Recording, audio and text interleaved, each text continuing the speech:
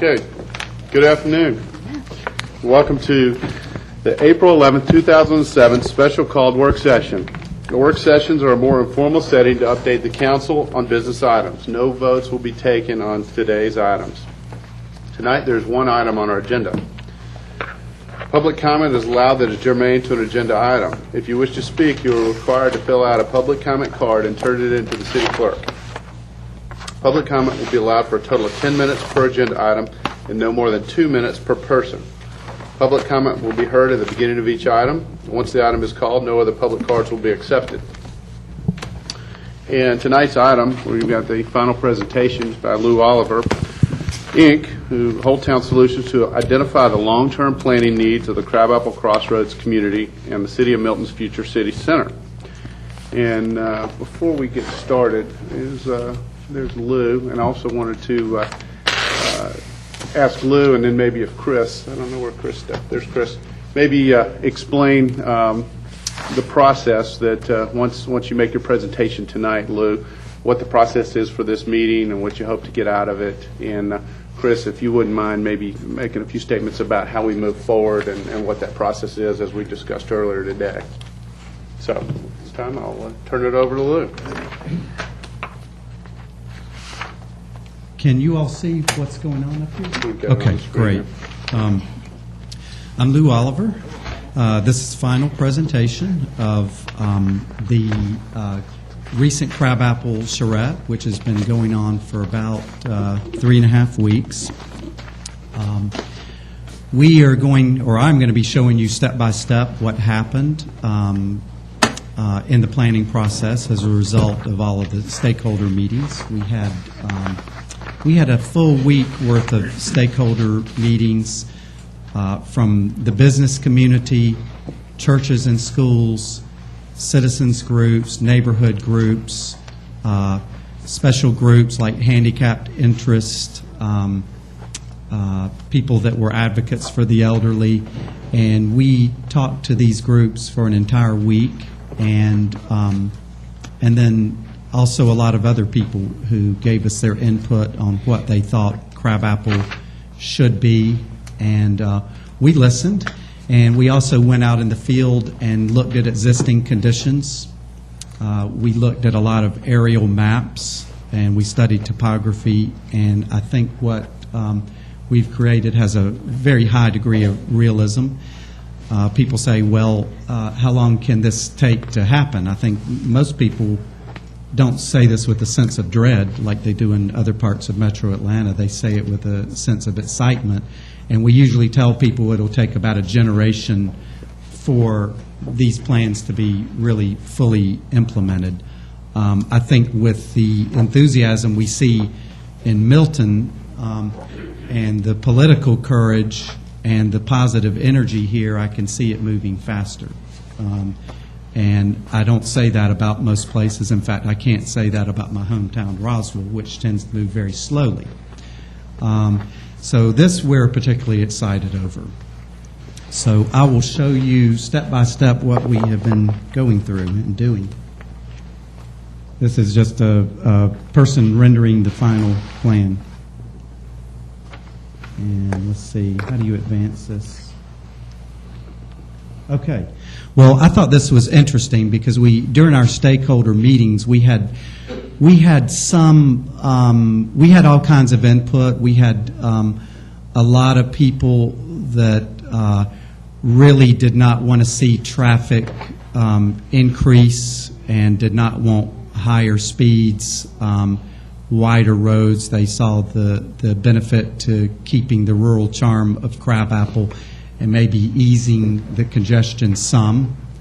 And I think this is a very smart idea because it's an idea that we've been using a lot this past year with DPZ. Andres Dewani brought up the concept of traffic calming and actually friction for traffic in Scotland, because Scotland's being torn apart just like Crabapple is by rampant sprawl development. And the medieval towns are really getting abandoned and torn down for the same kind of American-style development we have here. So After we had really finished our work sessions, all of our stakeholder groups, we had a number of blogs that came up that I saw on vacation this week, and it was interesting because of a lot of the pro-traffic people came out at the end and actually didn't show up in the meeting. And this one was essentially kind of accusing the city of hiring a very smart but confused consultant, which would be me, and advocating mass transit via horses. And I wish they were here, actually, because they have planted a very dangerous idea. I actually think it's a very good idea. We don't take it quite seriously enough. So if you kind of Google this kind of stuff, you'll see a lot of this coming out now. Incidentally, today when I was looking at this, I also looked at Google Maps, and you can see Metro Atlanta, the traffic problems live. And you see Milton, and there's just a little bit of traffic problem at the Crabapple intersection. Actually, a great deal of problems at Arnold Mill and Crabapple Road. And if you pan over to the east toward Gwinnett County, you see one big red alert. And they're on, the big red alerts are on 4, 6, 8, 10, 12, 14 lane arteries. So sort of a case in point, if you build more roads, you actually will fill them up, and you will choke them up with traffic as well. This is a picture of downtown Dahlonega, really an inspiring place to a lot of people. I would imagine a lot of people here go to Dahlonega once a year to hang out at the square, but it has tremendous wide brick sidewalks, tree canopies, historic buildings, a framed square. This is also the square in Dahlonega. And I love this shot because it actually shows how parking and groves of trees can coexist. And this is just outside of the courthouse. Retailers love this because you can actually park in front of the stores. This is also Dahlonega. This happens to be Canton Street in Roswell, which is a major traffic artery. It's also very narrow.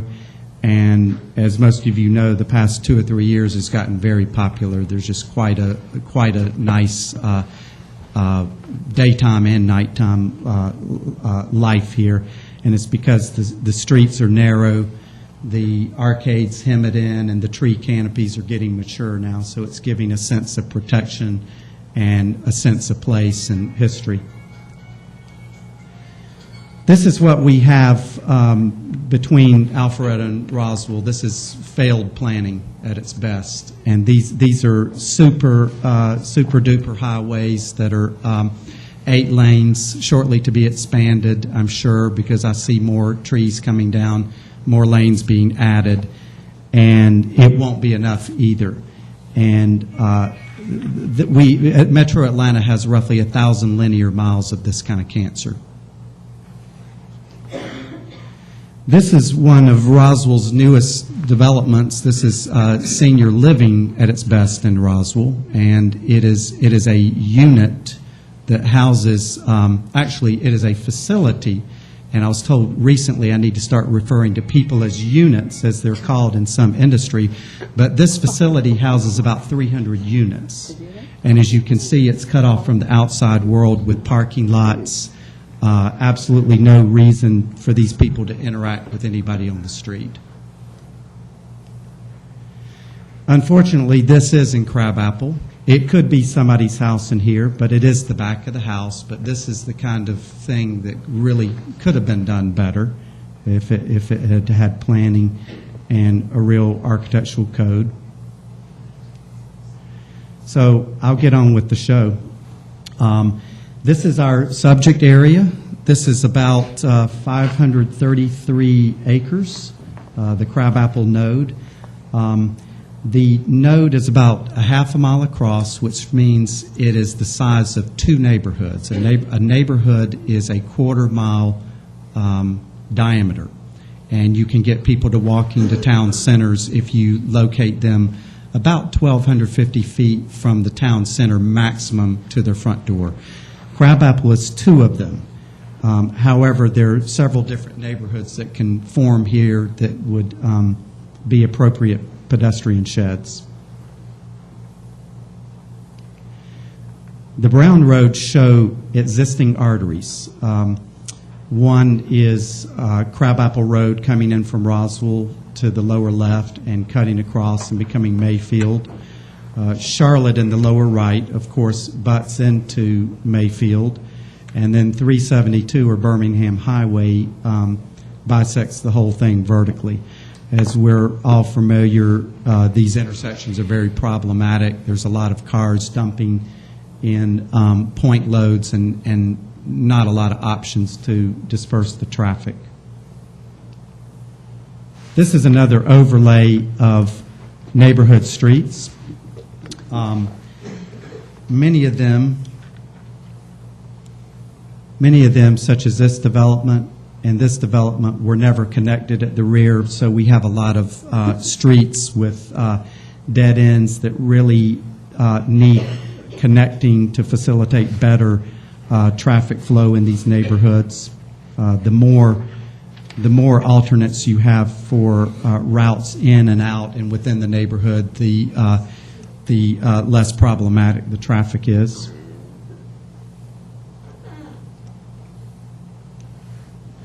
This is a diagram only, and this shows one solution we came up with that we later developed further with a lot of community input, with input from the Milton DOT who liked the diagram.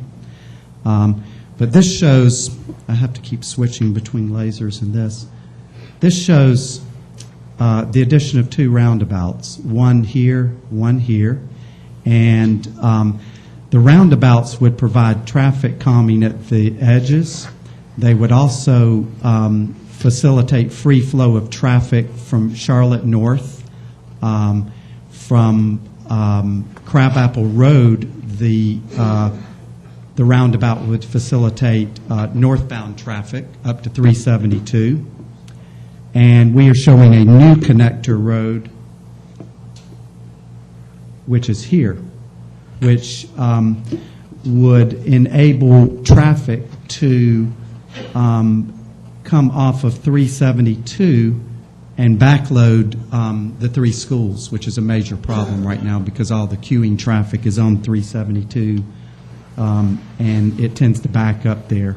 So our biggest problems here are left-hand turns and queuing traffics, and this diagram tends to solve this problem better than other diagrams that we came up with. This is another diagram. This shows the addition of neighborhood connectors, and if you look at the white lines, you can begin to see them. I'm going to show these in further detail as we get into the presentation. But they tend to stitch the fabric of the neighborhoods back together and give alternate routes to get in and around the whole Crabapple node. This is an interesting thing that we saw when we started looking at the aerials was we have a lot of floodplains in Milton in general, which are not suitable to build houses and commercial buildings on.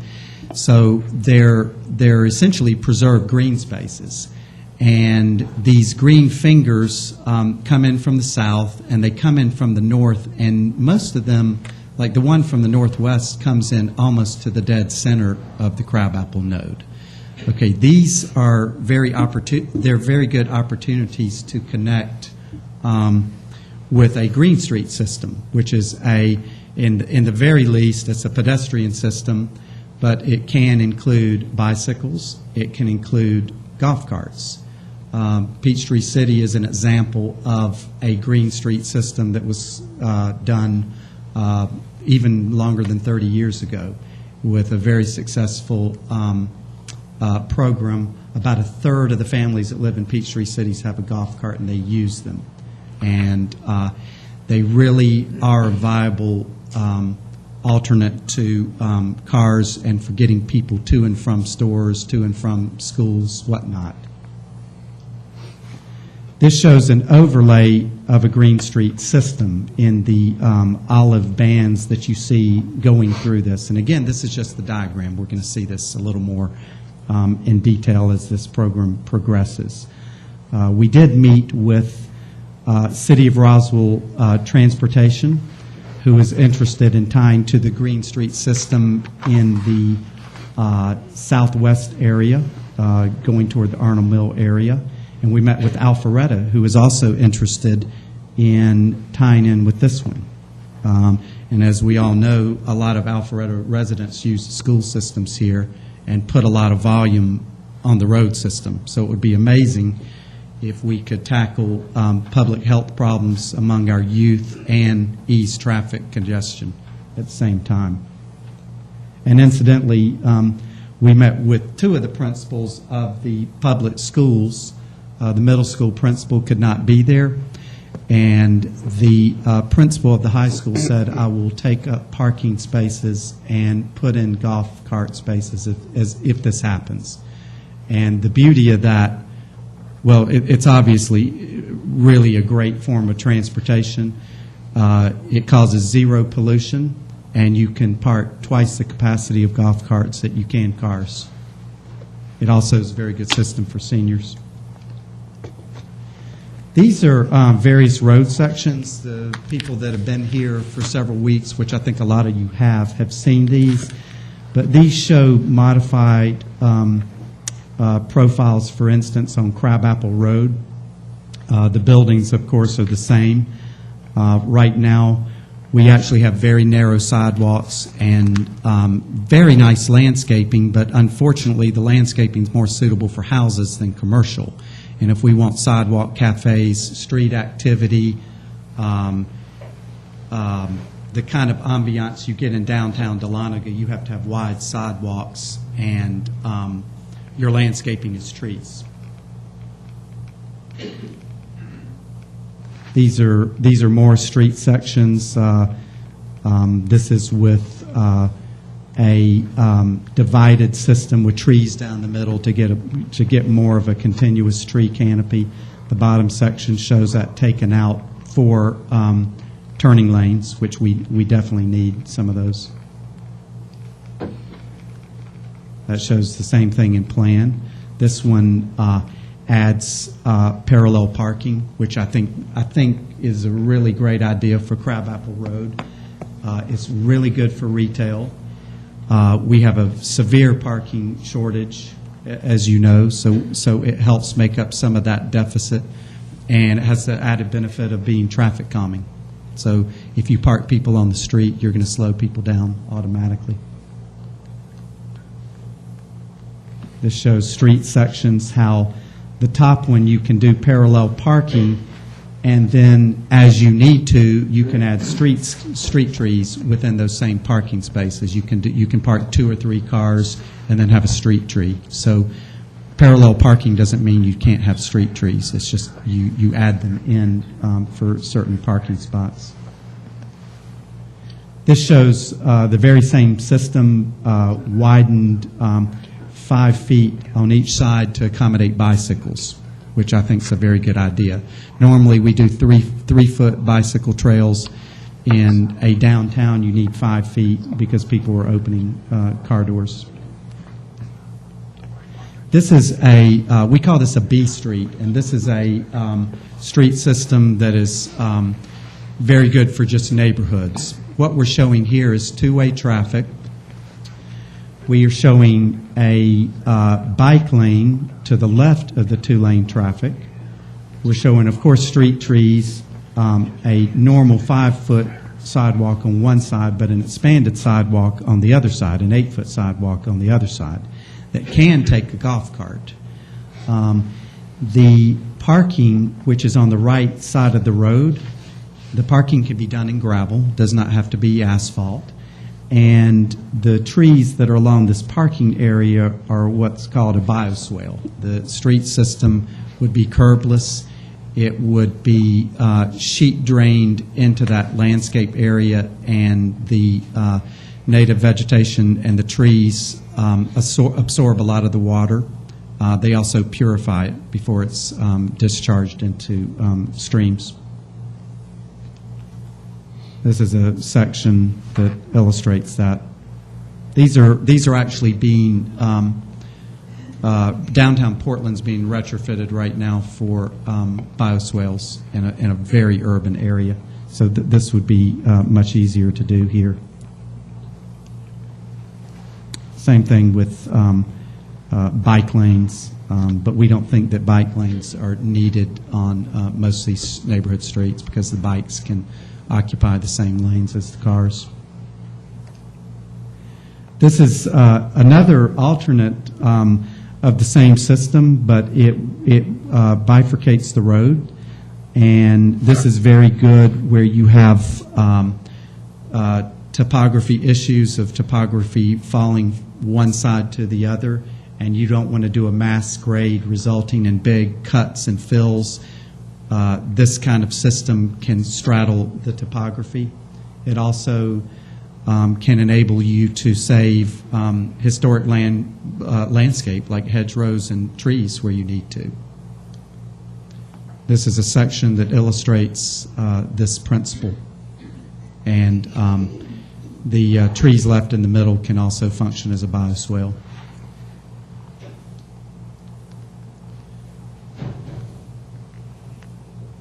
This system is, I don't know what the difference is between these two. Oh, this one is without the bike lanes. This is a greenway trail, and a greenway trail is a little bit different than a green street.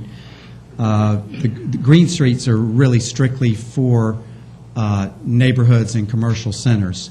But as they transist into the countryside, if you want to connect your town center with the countryside, this can be a way of transisting to this. This shows a creek bed, and it shows a 25-foot setback off of the creek. And on the left side, the horse trail, which I was not recommending for mass commutes, but I think it's a very good idea. And on the right side is a multi-use trail with golf carts, pedestrians, bicycles. Now, getting into some of the nitty-gritties, there are a lot of historic buildings in Crabapple. Some of them are in tip-top shape. Most of them are so-so, and some of them are in very poor shape. This is one that's actually very well preserved, right at the intersection of Mayfield and Mid-Broadwell. I think the slight unfortunate thing about this building that might cause some retail problems is there's a lack of visibility into the building. If you have items you need to display, you really can't see it. And what we saw is we think that the storefront's really not historic anyway. We think it's probably modified in the 1970s or 80s. And so we took the liberty of overlaying some sketches on several of these slides I'm about to show you ways that the historic charm could reappear, and the merchandise show off a lot better. So here is before. This is after, showing a turn-of-the-century storefront with big double-hung windows that could be a cafe, that could be open air. And here it is in color. This is the so-called Boy Scout hut, and some people call it something different. They're old City Hall. Some people don't like it. We liked it, even though it's cinder block. We think it's historic, and we think it just needs a new facade. So it could turn into this. It's sort of in the woods, and it has a woodland feel to it, so it really could turn into something that looked like more like a scouting hut. This building, which someone in this room owns, I'm sure, and I hope I have not hurt their feelings, but we think this one's in not as good a shape, but the owners know it, and I'm not stepping on their toes. In fact, they brought in their own rendering, which I like very much, which we can see over here on the floor. So this building can be transformed into this, which we actually had the same idea of restoring the same front porch and facing the wall in stone, and we did not compare notes, I swear. So these old buildings can really take on new life and become the great cultural objects that they are. They're just sort of in disguise right now. This building, of course, is Alpharetta's, and we hope that one day it can be retrofitted into the new Crabapple. We think the facade is very typical of the mid-20th century. It's not really specific to the architecture to the area. It's not bad looking, but it could be better. So if you can imagine this without parking and with a Greek Revival facade that would reflect the heritage of the area, you would have this. And this certainly would be a great civic building and could be additional green space in the town. There are very few parking spaces in the front anyway. This is a shot just to remind us what we like a lot. We were asked to look at several locations for City Hall facilities, which actually don't have to be in one building. They can be a campus and spread into several buildings. And there's some benefit to that because the employees are forced to get out of their office and breathe air, which I know city workers never do this. They can also add to the economic vitality of the new Crabapple and have lunch and use the sidewalk cafes. But we like this image, and I'll tell you why. This shot is looking up Mayfield Road through the historic gas station on the right and the corner store building on the left, which are very nice as it is, but our terminating vistas is a 1970s style gas station, which could be worse, and there are ways of even retrofitting gas stations to look a lot better, and certainly that could happen here. But another scenario would be to turn that into this, a new town green where the gas canopy is, and this one happens to show a reconstruction of the Milton courthouse that was torn down in Alpharetta about 30 years ago. So this building could be the new town hall, and it could have actually a basement on the backside. So it could actually be 10 to 15,000 square feet fit on a very small piece of property. This is the shot up Mid-Broadwell, looking toward the historic intersection. Very pleasant. Nothing wrong with it. We feel like the land is underutilized because if Milton could become a place that was fully inhabited and appropriate infill added, we could have a place that was worth more, that more people could enjoy. And if we like the idea of doing that, it could be coupled with the idea of transferring density out of the countryside to save the countryside and landing it here, but not getting a worse place for it, getting a better place for it. So see, it's a win-win. So this can be transformed into this kind of neighborhood.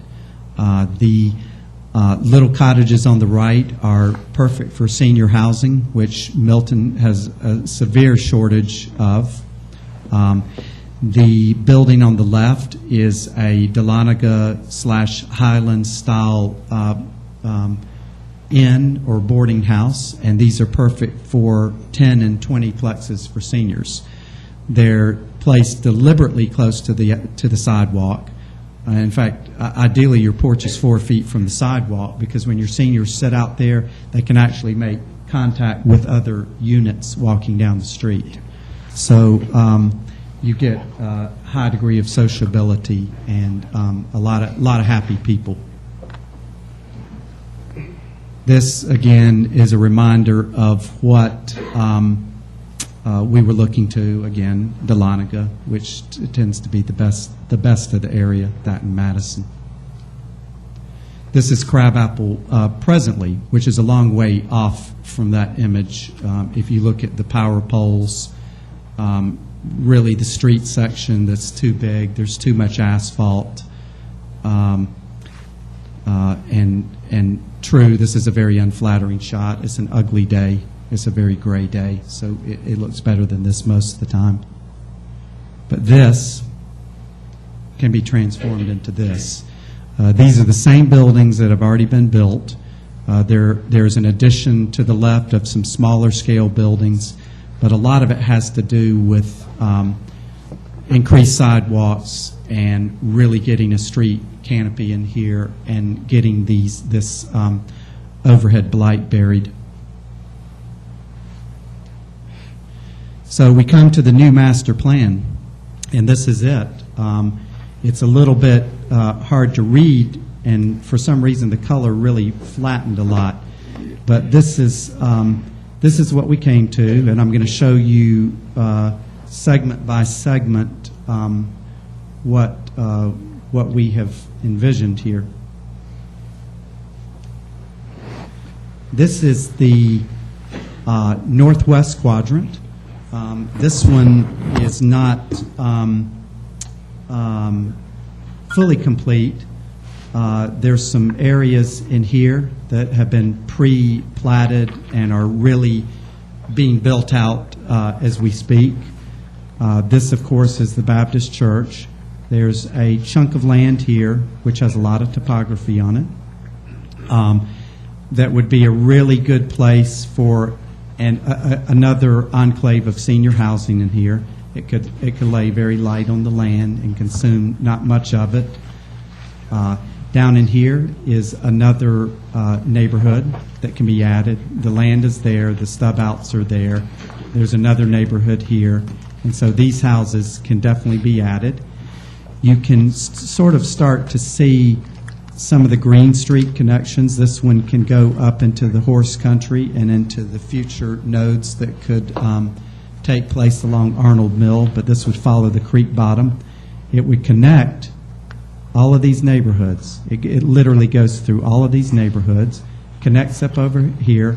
It would need to cross 372 here at a signalized crossing. And this one literally comes right down into the node. So ideally, you'd be able to take your golf cart into town, have dinner, and go back without even getting into your petroleum-loving vehicle. This is the area immediately to the south of that, just showing you the road coming up from Roswell, Crabapple Road, first roundabout. This is the 5-corner intersection here. This neighborhood, as we know, is largely built out. There are a few remaining pad sites, and this needs to be repaired. We have connected here with this future development, which is in Alpharetta, and we've taken that Green Street system through this whole thing too, snaked it through the whole thing. This area, this is a Green Street section here. We were not hired to go outside of this area whatsoever, but what was very interesting is we had representatives of this neighborhood, which I can't remember the name of it right now, and they asked to be tied in with Crabapple. So obviously there's something of value here worth participating in. This is a site that is on Mayfield, and it's a little pond with a very nice grove of trees. There is sewage on part of it and sewage not on part of it. And it seemed like to us the sewage is on the wrong half.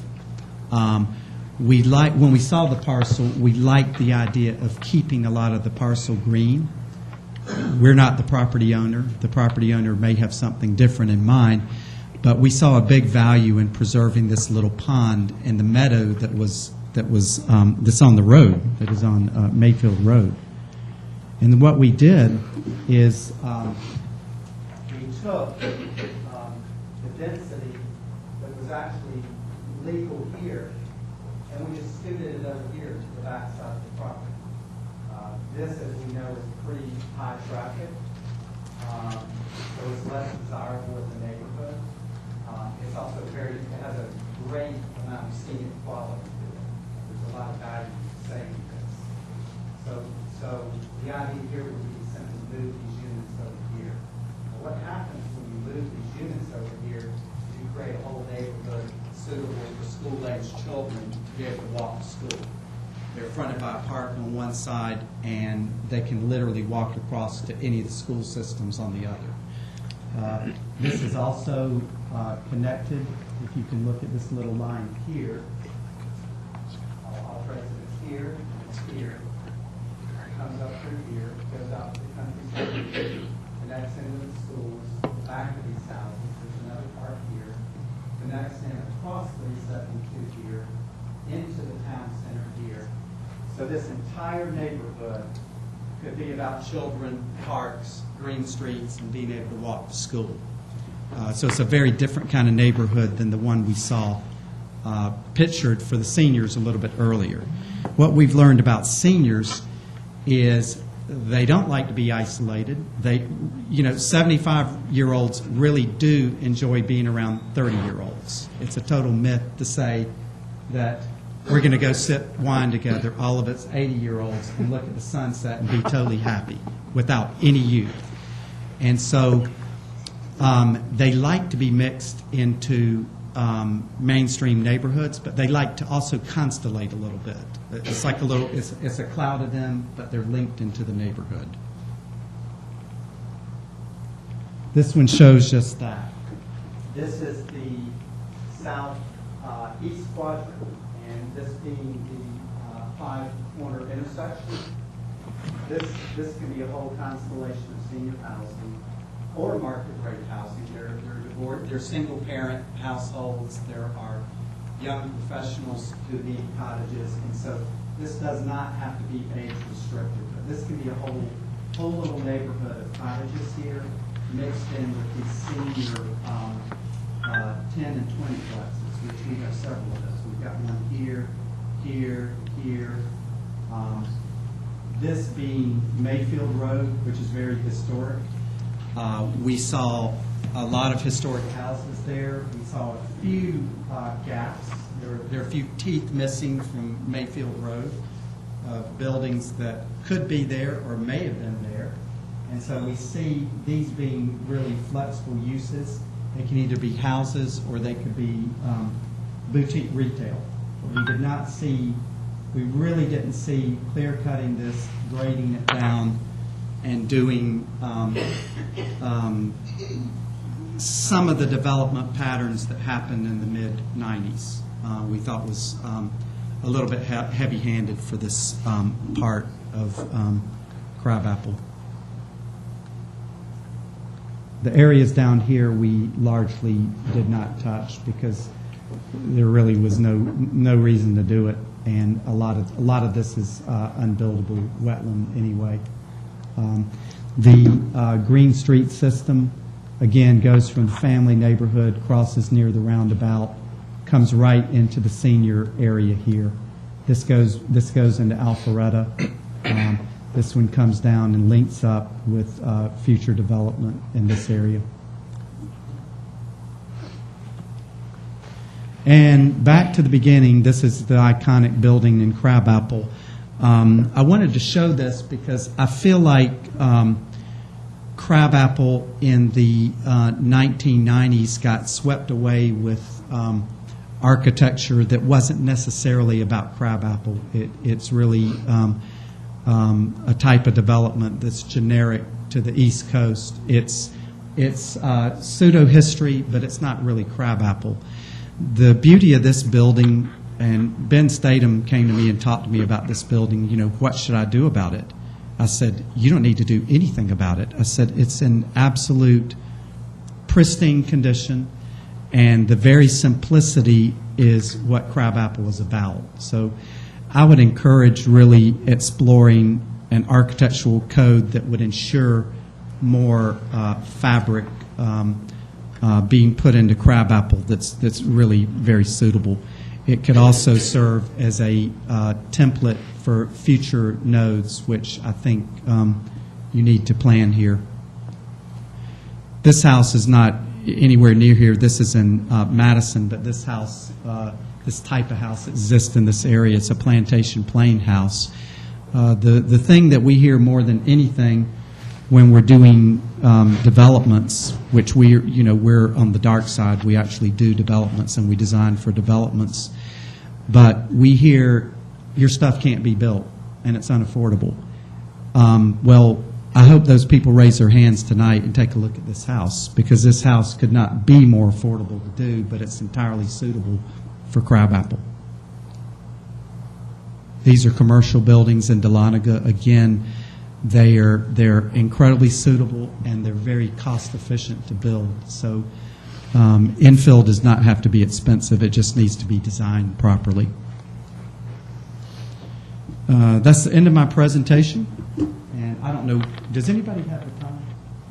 So 5:45. 5 till 6. So we can take, I would like your comments, and especially I think the elected officials would like your comments, because it's going to be a big cue to them to either throw this in the garbage can, go back to the drawing boards, adopt it. There are many things that can happen here, but I think they're looking for the constituents of the area to really speak their mind, and you absolutely are free to speak your mind in any way. It's entirely open.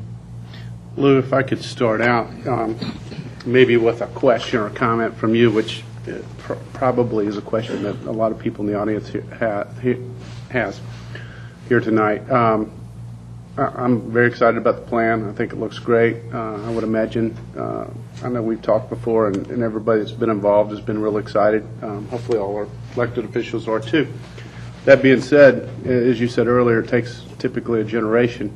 How in the past have you seen where you design something like this? How's it funded? And, what steps are next? Because obviously it's a long process. And then also I'd like for Chris to explain the process that we as elected officials go through next, because the audience may have some questions about that too. But if you can address that. I'm not a funding expert, especially nowadays. I do think there are grants for getting infrastructure improvements.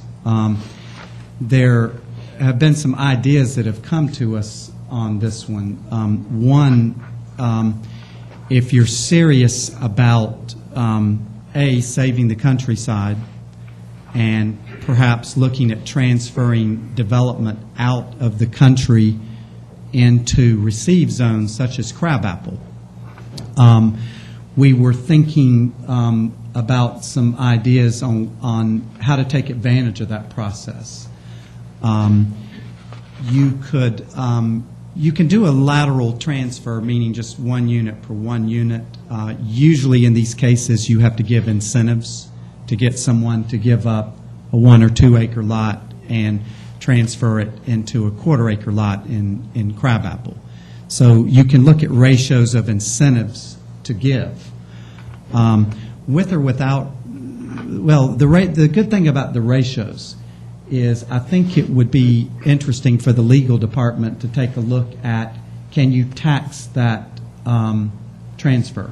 Can the city collect taxes on giving someone an additional unit if they locate into a receive zone? Those taxes could be used for infrastructure improvements. A lot of these parcels that we looked at, there are a lot of little bitty ones, but there are also some major tracts, and the development community can be required to put in a green street. It's actually a very simple, low-cost system to put in. It's basically an easement, and it can be gravel roads and landscaping. I think most of the developers out there would look at the green streets actually as an asset instead of a liability, and would want to put it in anyway. But it can be put in the plan and developers have to step up to the plate and tie into the system. We have sort of the same thing in Roswell with our brick sidewalks. If you do infill in Roswell or a house, guess what? You've got to put in the brick sidewalk or you can't get your building permit. So a lot of the improvements could be done by the development community. And I think with the proper architectural guidelines and road sections, it would not be a very hard thing to do. Beyond that, I don't understand funding enough. Okay, and we can explore that moving forward. And obviously, there may be some questions out here from the audience. Yeah.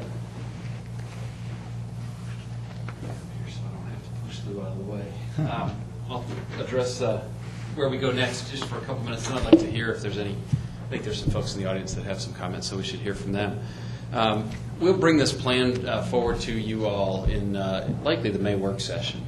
The reason to do that is for you all to have a good back and forth dialogue and discussion on what was presented tonight, having now seen it for the first time. What I'm looking for ultimately is what Lou said, is that if you're going to adopt this vision for Crabapple as your vision for Crabapple, we will need to do something that officially resolves that that's the direction that we're going. And by doing that, if you all choose to do that, what staff would do and what our planning department would do would be to figure out what parts of the current Crabapple Crossroads plan might need to be opened up and modified to bring it into conformance with some of the things that Lou is recommending that we do in Crabapple. There's some things in the Crabapple Crossroads plan that just simply today wouldn't be possible that exist in this plan that you saw tonight. So kind of what I want to get initially is a feel from y'all to say, yeah, Chris, that's what we had hoped for. I think that's what the community is desiring in Crabapple. If that is what you happen to say, and I said that's if that's what you happen to say, then we would take the ball from there and bring back to you recommended changes to the Crabapple Crossroads plan to allow this type of going forward to actually occur. That would be kind of the short-term things that happen. If we were to a work session and I don't see this being the case, but if we got to the point and said, gosh, those are pretty pictures, but we missed it. That's not what we needed to do. We'd be back at figuring out what we needed to do. But I can tell you generally as this charrette process has gone through, and I'm sure you all have heard comments as well. I've heard very positive comments that Lou has listened and interpreted what he has been told by the stakeholders very well. So I'm guessing that's what you've heard as well. But that's kind of where we are. Is the next step will be at the May work session. Okay. And Lou, let you open it up to questions. Yeah. Any question? I also have some. I have some figures of acreage and units. If I can read these, That'd be very helpful. because I think this is very interesting. I am a new urbanist, and I generally like density in areas, and I go into an area with a prejudice toward density. Crabapple's a little bit different. I think if we do too much, we can tip it so far in the other direction, we lose everything. We lose all the charm. We lose the reason for being there. And we actually, if any of us want to make money, we can actually undermine our own money-making processes. So I think what should happen here is a very sensible build-out. It should not be so light that it doesn't do anything, but it shouldn't be heavy enough to really contaminate the area. Now, our subject area is 533 acres. And Michelle, if you've got different figures, definitely speak out, because we recalculated some things today. 140 acres of that we figured to be the 3 school systems. The planning code advocates a building density of about 2 units per acre per crabapple. Okay, if we take the schools out and say that's not really crabapple, that leaves us with 393 acres. Okay, at 2 units per acre, that is 786 units. Okay, we counted the units that were on the ground here now, which is 147, we think, because we counted rooftops from an aerial. Right now, there are 505 proposed new units. This includes the units that have already been graded and lotted for the developments, primarily on the northwest side and a few left on the southwest side. This gives us 652 total units existing and proposed new, which is under the 2 acres per limit on the land not taken up by the school. Now, cheated a little bit because there are 7 buildings that are shown for senior housing that can be up to 2 stories tall, and they can contain 20 units per building for 140 units. Okay, if we count those as housing, we are over our limit by 6 units. If we don't count them as housing at all, we're well under our limit. We did not calculate any new commercial retail buildings. We know we have some on Mayfield that are entitled and some that are perhaps not entitled. But if you look at the plan, it shows the roundabout and it shows the buildings that go from the roundabout to the 5 corners. We think that those should be allowed to transit into boutique retail, and we can even add some buildings to fill in the teeth. Because what I think happened in the 1990s is the northwest quadrant grabbed up all of that buildability, and I don't think they have to be commercial buildings. I think they could be residential. For instance, in Roswell, we have the Mill District.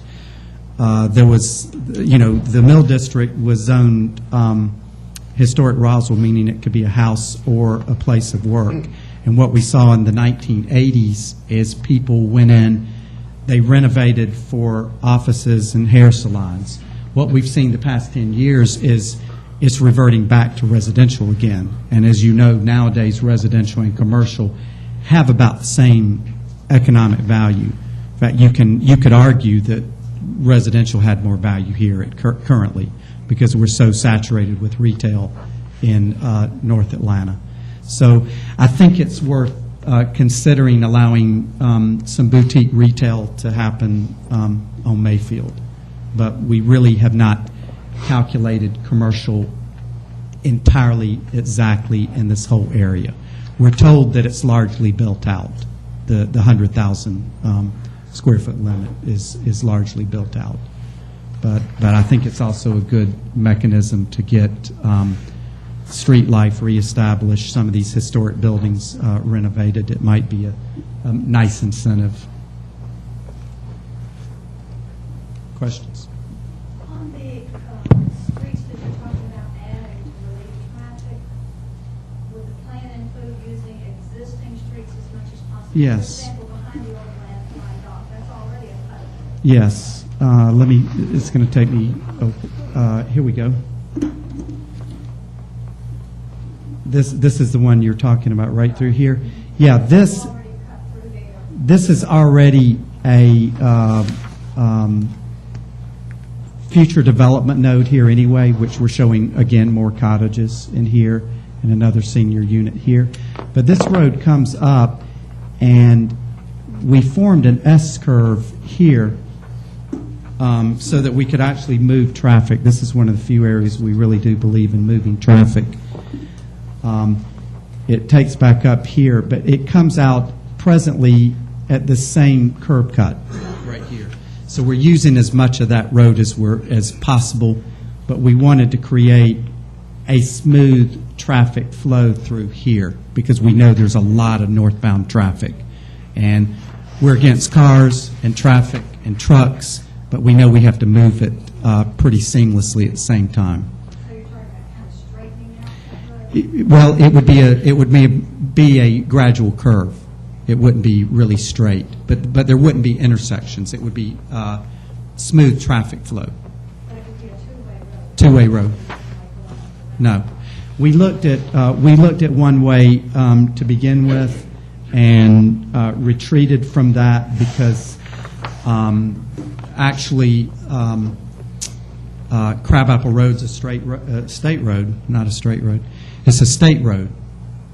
To make it one way, we would have to do a parallel system, and it would involve tremendous bureaucratic measures with the state to make that happen. And I'm not sure it would have been a great idea anyway, but it was something we looked at early on.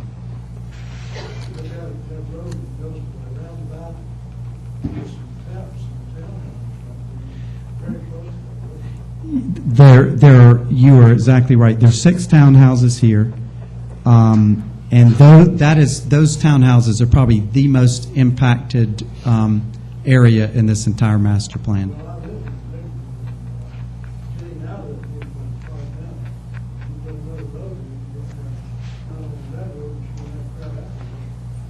Yes, yeah, that's very understandable. This will help some. This is going to show interconnectivity here, here. So you have a lot more points of entry into the neighborhood. It's a lot more porous. You can also come right over here and get out. Or you can take the back way and get out via the roundabout. But yeah, it's imperfect in that respect, for certain.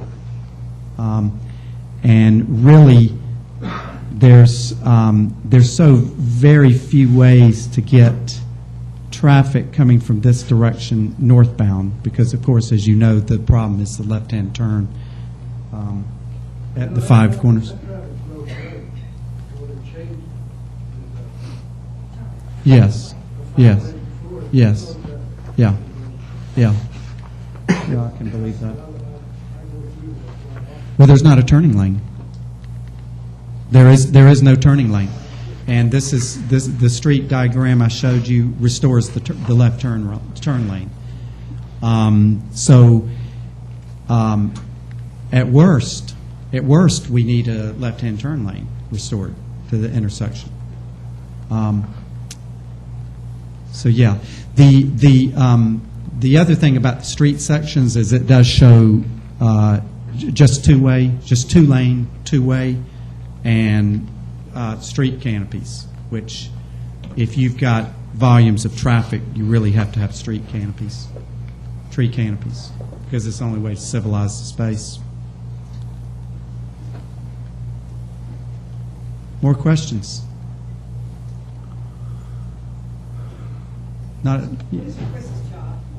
What's your title? I'm the city manager. Yes. You showed just one picture, sort of a oral presentation of the city hall. Yes. In one location where the gas station is.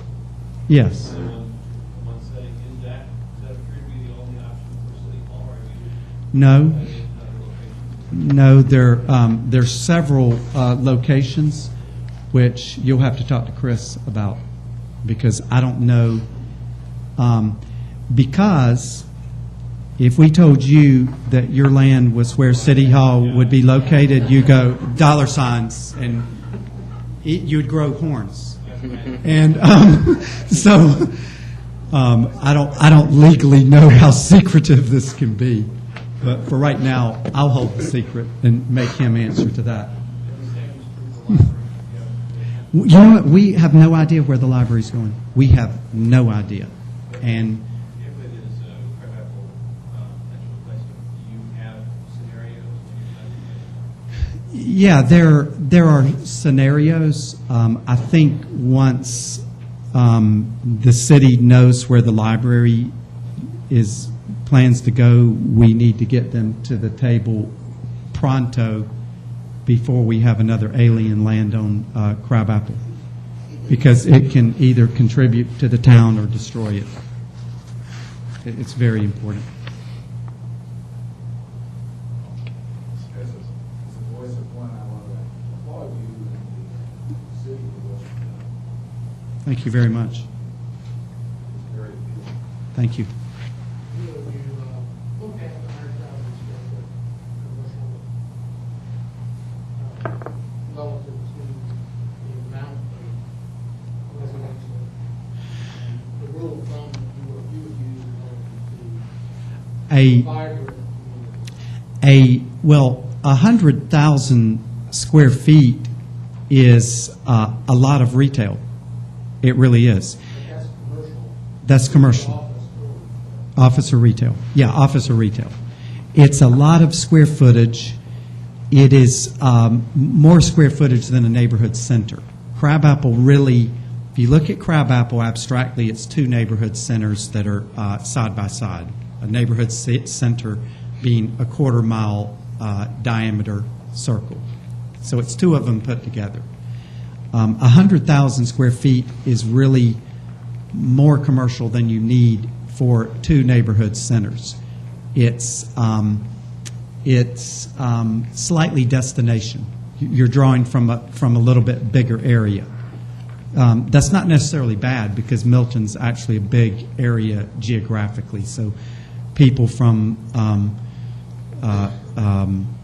near, in the hinterland, several miles out, are going to need to come down here and have dinner and get their shoes repaired or whatever they do in Crabapple. I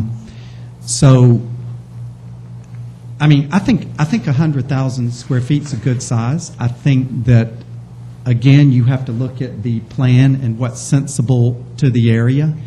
Does it make sense adding a lot more commercial square footage to this area? I don't think it makes sense. I think it makes sense seeing the Main Street through and doing it in a very sensible way, but I don't see dumping a lot of retail on this area. First of all, I don't think there's a market for it.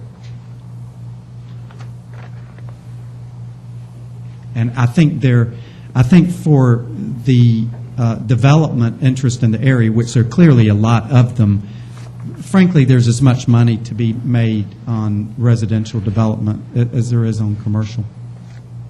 I imagine Adam Orkin might say that right now, even. I guess the real question is if the city, when you look at the comprehensive plan where we're trying to limit the amount of people in the city, and Fairview, Highway 9 area, Crabapple, Arnold Mill, being basically maybe a little bit of Birmingham, and then you look at the 6,000 rooftops that could yet be added to this, talk about that growth, where should that take place? If it would take place, where would you take it? Well, honestly, we were not hired to look at an area bigger than this. We did study how the whole thing related, and I would imagine if Arnold Mill is planned properly, there'll be opportunities for neighborhood nodes in there. But I really don't know what's entitled at all along Arnold Mill, if anything. So we didn't study those square footages. We were told that there essentially is a 100,000 square foot limit. We're close to that. We're at over close to that, somewhere in that range. I think you were next. Yes. I do want to compliment you on a beautiful presentation, nice plan. It's never been clear to me whether this 100,000 square foot retail is law, ordinance, ocean, or is that? It was, and there are people that know more about it than me, but this was done in the 2004 plan for Crabapple that Fulton County executed, and that's all I know about it. The second part of my question, really, for those of us who are landowners in this area, I think number one, we would like to see everything safe and preserved the way it is, preserved and restored. But I think we also need an incentive. For example, one of the not so nice properties you showed was Uh-oh. And that's fine. Be ready for 6 years, we're shovel-ready to develop that. But we don't have the proper zoning for that 1 square acre. We're ready to go. As part of your recommendation to the council to actually place some commercial properties in this, it seems to me also that all of the 100,000 square feet was gobbled up down the road in the very heart and center of the village is to some extent all dressed up and no place to go. Well, I can't answer that politically very well because they're opposing views.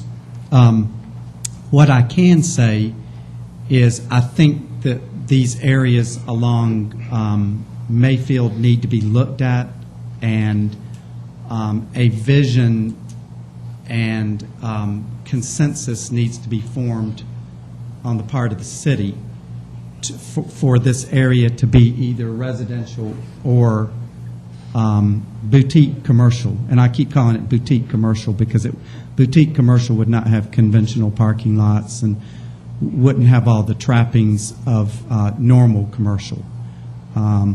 It would have parallel parking, it would have sidewalks, and there would be a strict code. So it wouldn't be business as usual. I would never advocate that. But I think that the city should look at this area. And they may come to me and say, you said something really bad. But I think it has to be looked at. Yes. I want to reach out to someone sitting up there on the bench, but Crabapple, the best I can remember, had 100,000 retail and 100,000 office. There's been an ongoing discussion for a long time where it came from as a neighborhood node, whether it was a recommended density or whether it was a zoning density. So I've heard it here a couple times, and I'm really trying to stretch my mind right now, going back. It tells me that I'm right, because I've never heard 50 and 50 equal 100. I've always heard 100 and 100 equal 200. And if I was to write Julie and say, what is that, what the discussion was, and didn't that what Crabapple plan has in it? Yeah, I'd be happy to comment on it. My recollection, too, Buck, is that it's a 200,000. It originally was actually a 100,000 neighborhood node, and back in the day, that's how it was defined. It was 100,000 that included both commercial and office, and up to 5 units to the acre. And I do think that's a point that we need to also validate. But back when Bob Fulton and we were unincorporated, he redefined that neighborhood node to be 200,000 that included both commercial and office, and up to 5 units to the acre. And so I do think between now and May, one of the things that I know, a question I have, is that when we look at that residential density that's drawn and potentially proposed, is that I think we need to be careful when we look at those calculations and just make sure that we sharpen our pencils and really understand what is being proposed potentially. And because when I look at those numbers, none of those acreage numbers include some of the commercial that's on the ground. And so that 533, 522, or 533 study area included commercial, office, and up to 5 units to the acre. And I think it's important that we use this opportunity to ensure that we're not saying you can have commercial and office and 5 units to the acre. Sure. Because that one parcel, as an example, couldn't possibly house all three. The math just wouldn't work. So I would just, one suggestion would be between now and May is that we really sharpen our pencils and better understand existing density, to Buck's point, as well as the sort of density in units that are being proposed here, not just in residential, but also as that translates to the commercial. I think that we need to define it. The full 200,000 has been awarded, designated, given, happily built, or whatever. So I believe rezoned. That's capped out in the formation of the city, pretty much was at that. So the other thing that I think you're talking about, Julie, is what we call double dipping. Mm-hmm. Is where you count the commercial twice.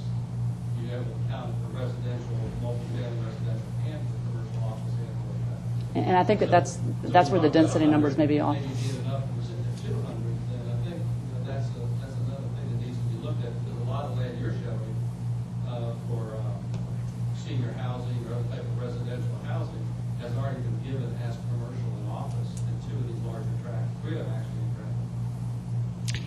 I think it depends on how you count the senior housing.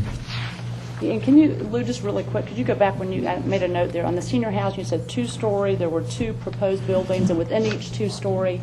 Yeah, I mean, a typical, it's called a greenhouse, and it's a new residential unit type for seniors. They're essentially 10-plexes. And you can do a 10-plex on a 100 by 100-foot lot and park it, because they take very little parking. Senior housing takes very little parking. If you stack it 2 stories, you have 2 greenhouses or 20 units. And a greenhouse is a new family unit. It's a 10-plex of seniors living as a family. So, you can conceivably do a 50-story building with 50 greenhouses, but we like to keep the scale at 2-story because especially for crabapple, because we think it's appropriate to the scale. And we like the ability for seniors to be able to make eye contact with somebody on the sidewalk from the 2nd-story porch. If you go above 2-story, you can't do it.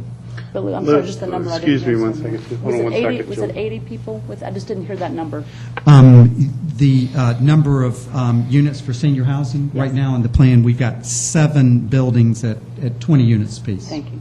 Lou, let me break in here, too, and legal, we've run over 15 minutes, which I'm sure nobody has a problem here with, but we need to start our 6 o'clock meeting, and No problem. what I'd like to do, I know there's still some more questions, I don't know if you're amenable to it, both either in our, possibly in our conference room or right outside, and everybody's welcome to stay, and we can continue this later after we Sure. do our meeting, or if you wouldn't mind, hanging around and maybe right outside answer people's questions Yeah, and comments. I'll hang around a little bit outside, and we can chat some more outside for people that have additional questions. That would be great. As a crabapple station resident, the wheels are off the bus on the parking right now. So if you put commercial down in the neighborhood, that's not going to affect us as much as what is happening right now. The parking, since we went to the charrette early voted, and it's nonstop parking. You can't get emergency vehicles in Thursday, Friday, and Saturday. It's a pretty big problem. Sure. So what you did was beautiful, and I love it. But, it needs to start. Something needs to happen with the parking because it's not fair, the situation that we've been put in. We're 22 houses that deal with with beer trucks, every kind of truck is in front of my house all day long on a street that I'm expected to pay for. So I want to be a part of the crabapple node, but it's still a struggle right now. We can talk a little bit more outside. We Sure, Yeah. sure. We do have a big Good point. parking growth shown in the scheme here. We're calling it a parking growth. Thank you. Thank you for coming, and I appreciate And again, you all. Lou, we all applaud you for all your Thank hard you, Lou. work.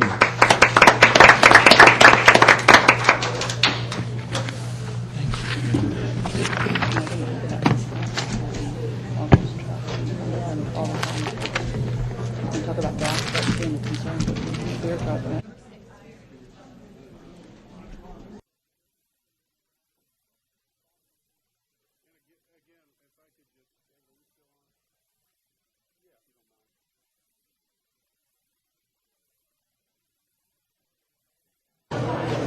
All right, excuse me, ladies and gentlemen, for those, excuse me. Ladies and gentlemen, I'd just like to add that, as Chris said, we'll have this in the May work session. So we've got plenty of time to get your feedback and work together on details and whatnot, so please stay involved. Thank you.